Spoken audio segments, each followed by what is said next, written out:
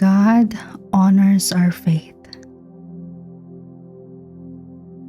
In Joshua 10:12-14 it reads, Then Joshua spoke to the Lord in the day when the Lord delivered up the Amorites before the children of Israel.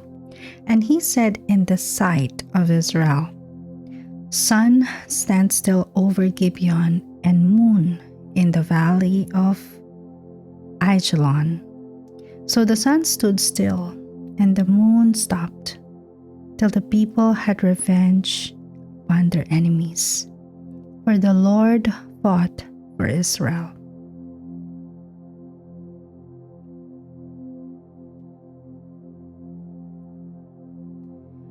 Joshua, Moses' successor who led the children of Israel into the promised land, was someone who dared to ask big.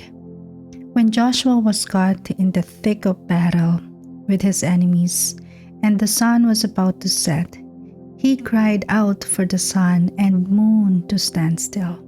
And the Bible goes on to record that God answered his prayer.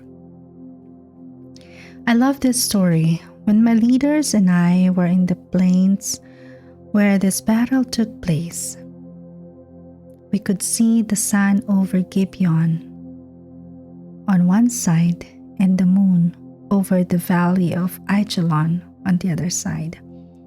Both the sun and moon could be seen at the same time from that location. Standing there, I could just imagine Joshua in the midst of the battle, raising his voice and pointing to the sun on one side to stand still, and then turning to the moon to issue the same command. Joshua was asking God for more daylight because the momentum of the battle was to their advantage. He wanted to completely rout his enemies and not give them time to regroup. When you think about what Joshua asked, it was both an audacious and inaccurate request.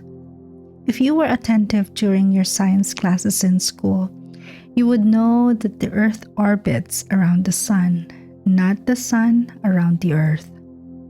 So technically, when Joshua called for the sun and moon to stand still, God made the earth stand still instead. Joshua's request was scientifically inaccurate, but nevertheless, God honored Joshua's chutzpah, faith. He understood that what Joshua needed was more daylight, and he made it happen.